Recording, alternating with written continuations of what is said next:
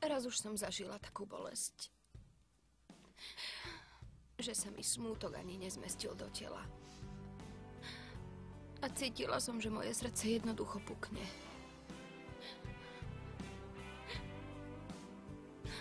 Nemôžem sa vrátiť do školy. Nemôžem ísť za svojimi kamarátkami. Nemôžem sa pozrieť na Miguela.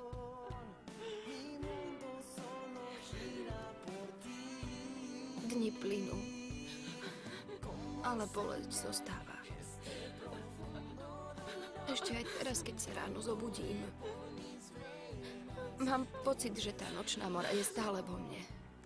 A že to nemôže byť pravda. A bude to tak aj teraz.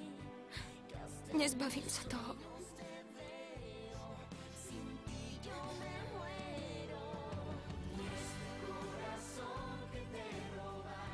Svet nie je taký, ako ho vykresľujú.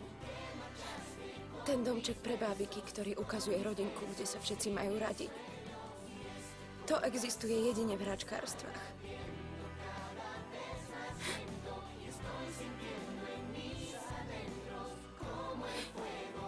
V skutočnom živote je rodina len skupina neznámych ľudí, čo sa starajú len o to, aby prežili.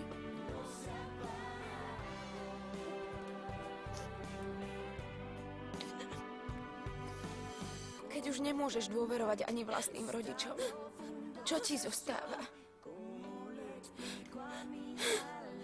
Je to všetko obrovská lož. A ja nechcem byť toho súčasťou. Teraz si budem robiť všetko, čo sa mi zachce. Budem robiť všetko, čo mi doteraz zakazovali. Od dnešného dňa už pre mňa Alma neexistuje. A tomu, čo si myslí, že je môj otec, som už povedala, aby odišiel, ale nechcel. A teraz ho budem musieť vídať každý deň v škole.